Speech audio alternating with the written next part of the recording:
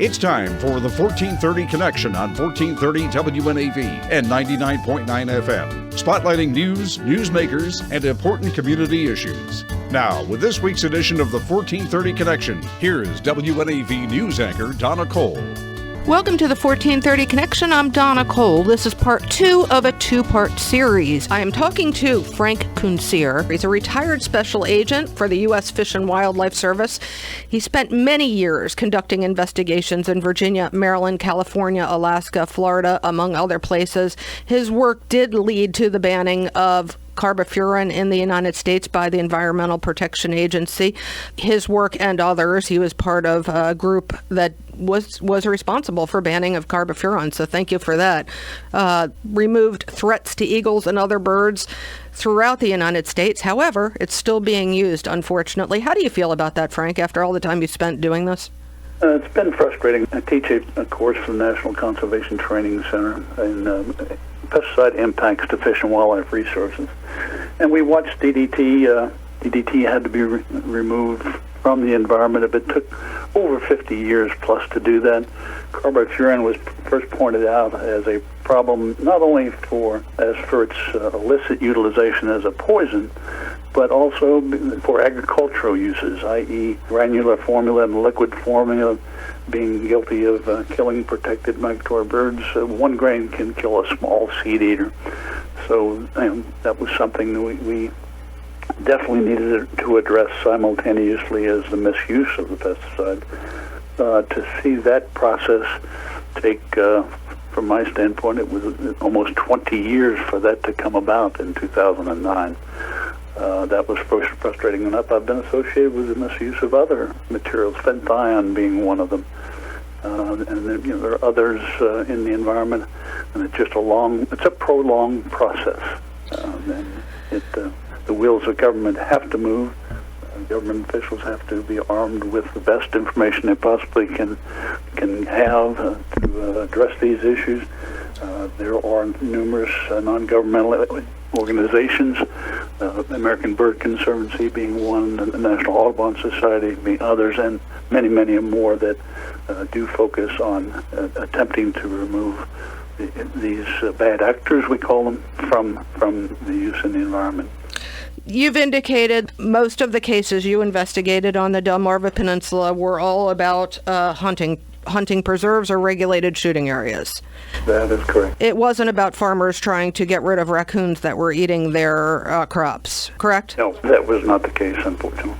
But that's not to say what's happening today is still what happened yesterday, but the case history would show it's not about farmers. This is about the business of hunting and protecting captive birds that are being used in some way for hunting. Now that furan has been banned for its agricultural use, we no longer have to worry about that potential exposure to our birds and our wildlife. So it becomes a more pointed threat. In the mountain region of the service, the true count of dead bald eagles that were found, it was over 200, and that's just 1 year. So you're 35 for smaller, consider the vast, wide open spaces of the mountain states. The needle in the haystack problem. Delmarva is relatively concentrated. It is a small area. 35 is quite an unfortunate loss. Remember, there are breeding population bald eagles which center around the Blackwater National Wildlife Refuge near Cambridge on the eastern shore. That was our base population expanded, and I don't know the exact numbers of what the population is, but they certainly have grown because of at least the elimination of furan in its agricultural form. So what Frank is saying also of note is that every one of these incidents that has happened in most recent history, and I'm talking from 2013 forward to 2019, happened during bald eagle nesting season. And if one of those birds that was killed by carbofuran or two had a nest, what happens to the eggs or the eaglets, Frank? Unfortunately, the fledglings will not be fed, and they will die. Or they might be fed in the bald eagle is a predator and a scavenger, and it will take what what it finds, carry it in its crop back to the nest, regurgitate it, feeding the young, and the young may die. A valiant National Wildlife Refuge biological technician by the name of William Giese, who resides in Cambridge, Maryland. And he was out on a particular Sunday afternoon monitoring the nest in close proximity to the refuge or on the refuge, and found this very same situation with a parent below a nest which did have young in the nest. And we spirited that sick eagle exhibiting the signs of carbamate exposure, rushed him to the Baltimore Zoo where they administered atropine sulfate and carbon cleansed its system, and that bald eagle lived to be re-released to the wild. And you, by rushing, you had your sirens on all the way up 50, I think you told me? Yes, I did. On a Sunday afternoon in the midst of Ocean City, returning traffic coming back to the Western Shore. Drove right down the middle of the median, somewhat a rarity in my business. You love these birds. It wasn't just about work. You have a personal love for these birds. I do. I have been a bird lover. Bird watching is one of my time-consuming activities since I was 14 years of age, when I decided to pursue the profession that I enjoyed with the service as a special agent. We'll be right back on the 1430 Connection.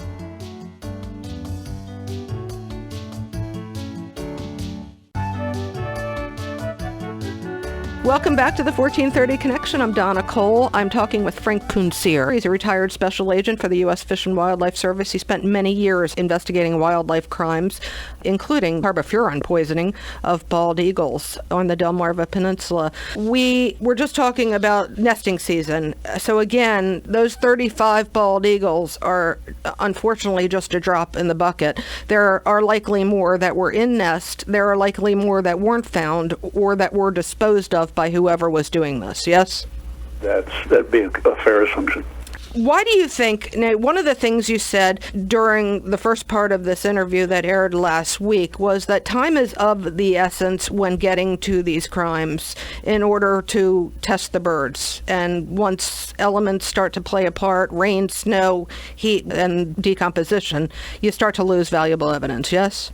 That's correct. Dr. Ward Stone, a pathologist for the New York Department of Environmental Conservation, did a paper back in the mid-'80s, and that was his key premise, is that 24 hours is the time that one needs to discover a carcass in the wild. After that 24 hours, material dissipates in the system.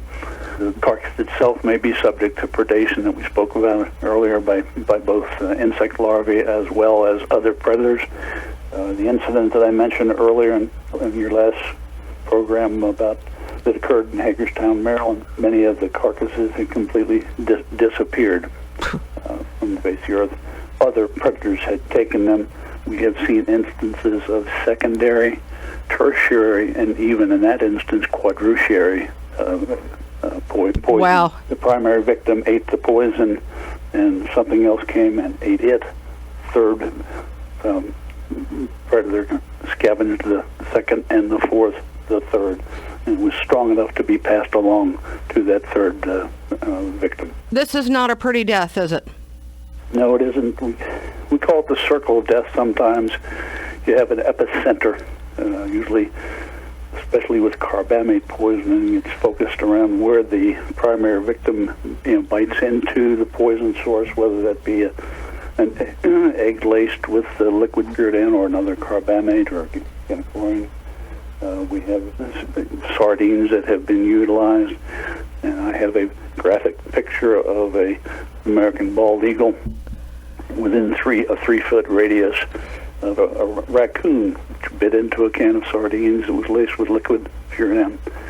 Died on the site. The bald eagle came along and took a bite out of the crop, the intestines of the raccoon, and died immediately. Well, they suffer, do they not? It's like a nerve agent. It interferes with the electrical synapses that are transferred between the neurons and the bird. When you find a victim succumbing to this type of exposure, they're grasping at the air or at the ground. They have ponchocks. They vibrate violently. It is an awful, graphic death, unfortunately. We'll be right back on the 1430 Connection.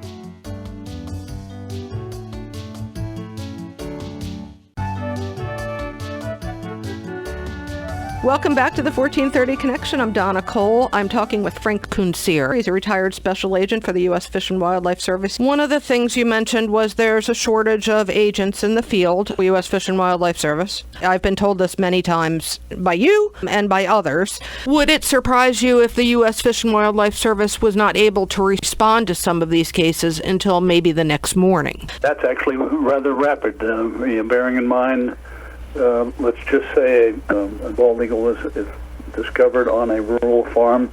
First, the individual who owns the farm or the steward, the tenant farmer, has to know who to call about these things.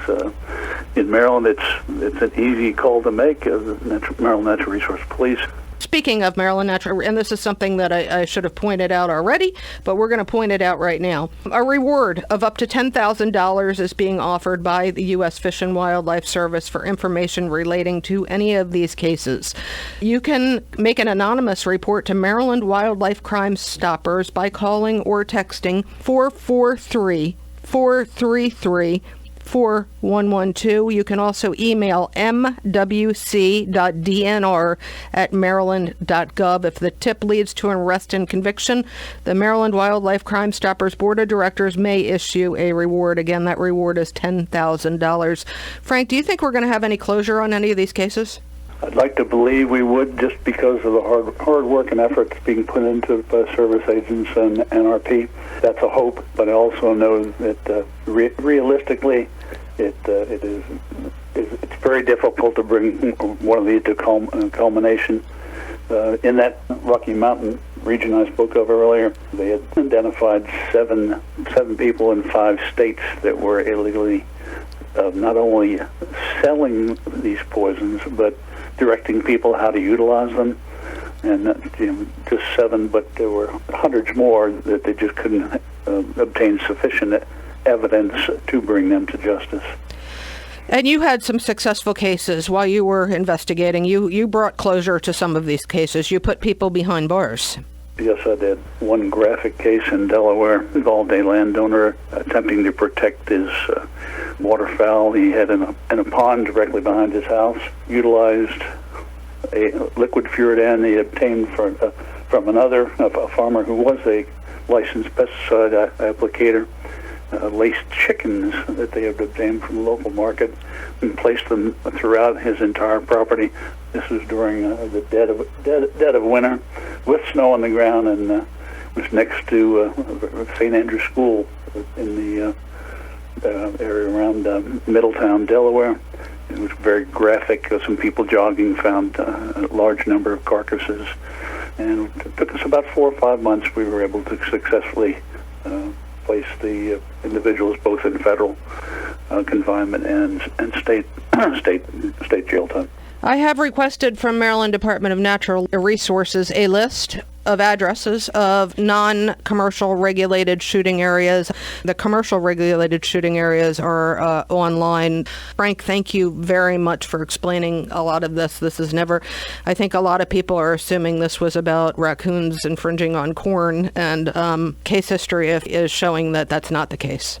Well, as we spoke of at an earlier point in time, there was a historical utilization of poison starting around the 1940s in the South in general, addressing raccoons breaking into chicken coops.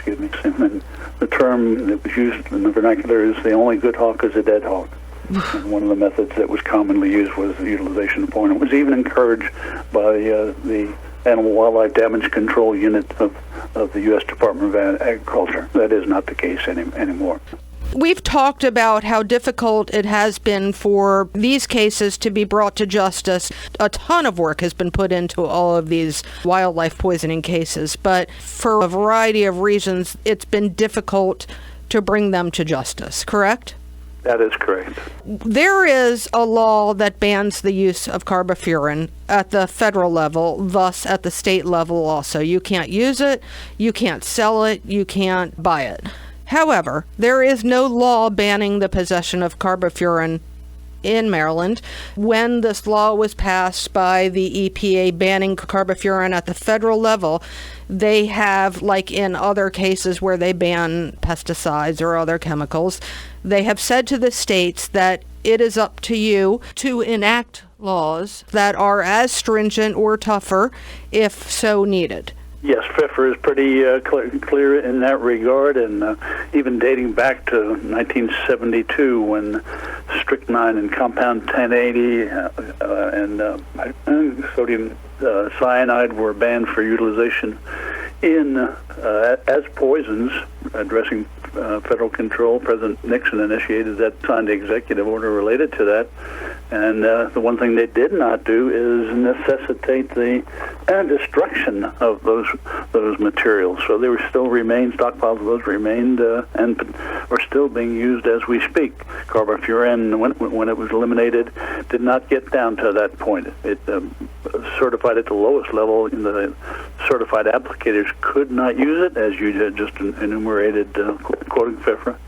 And it didn't go that one step farther that might have been necessary, in that it couldn't be used legitimately, and especially in Delmarva, for any legitimate reason. One would have thought it would have been addressed back then. I have heard from people that say they've still seen DDT stored on the Delmarva Peninsula. So what do you think, with all your experience, 32 years of investigating wildlife crimes, do you think a state law that makes the possession of carbofuran illegal would help bring some of these cases to justice? Certainly. The Supremacy Clause of the Constitution does allow for the states to be more restrictive in initiating regulations, and logically there should not have been that much further out there.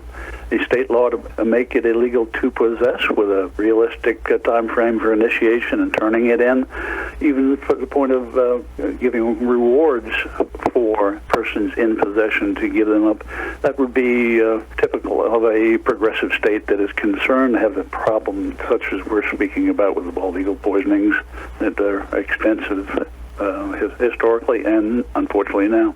Following the most recent March and April cases this year, our governor's office posted a Facebook posting saying to something to the effect of, "We are doing everything we can to make sure these don't happen again." And following that post, I reached out to the governor's office, director of communications, asking about this very issue, that there is no law banning the possession of carbofuran, and would an executive order doing such be of consideration. I have yet to hear back from anybody other than the initial "I'll look into it" that I received on the same date I asked, and that was May 11th. I'm not sure even if an executive order can accomplish this, or this has to be done through legislation. But again, you did say that you think a state law banning the possession would be absolutely a necessary thing, a good thing to get these stopped. That's correct. When EPA addresses it in FIFRA, misuse, such as it's being experienced in Maryland, is a widespread and commonly recognized practice. Then that in and of itself can mandate a ban of the utilization. And this would just be in keeping with that more restrictive law on the part of Maryland and extending the prohibitions. I have gotten back information that I had submitted for a FOIA for about some cases that happened in and near Easton in 2002 and 2003. Those cases I'm not interested in, but something in the law enforcement notes on this. It says, and some of this is redacted, this was during the investigation of the 2002-2003 cases, and they were talking to, I guess, someone that was being questioned. It says in 1987 or 88, he was a redacted and had assisted Special Agent Redacted investigate the furadan poisoning of 14 eagles. He said it was a secondary poisoning case that involved the poisoning of foxes with eggs laced with furadan, and the secondary poisoning of raccoons with chicken carcasses, eggs, and sardines laced with furadan. Now, you've already told me about the sardine can, so I'm going to guess that 14 eagle case was yours. That is correct. So you came upon a case sometime in the late 1980s where 14 eagles had been poisoned with carbofuran. Were they all dead, do you remember? Each and every example, bearing in mind, Donna, that we also had carbofuran exposed on the ground through its agricultural use. Feed eaters can die from 1 grain of that material. Some of them could have died as a result of ingesting and being secondarily poisoned from eating seed-eating birds that had been exposed through the appropriate use at that time of the material for an agricultural purpose, in conjunction with corn planting primarily. Every one of the bald eagles, the 14 bald eagles, were dead when you arrived. That is correct. And again, this was before the banning of carbofuran. 20 years before, yes. Frank, thank you again so much for all the work that you've done for our country and for the wildlife, and for helping me with this. Well, as a public servant, it was my pleasure to serve the American public, and never had a bad day on the job in 37 years, so that addresses the nature of my former profession. Thank you for giving me the opportunity, Donna. I hope this will help get information to the appropriate authorities so they can bring some of these cases to fruition. This is Donna Cole. This has been the 1430 Connection. We will see you next week.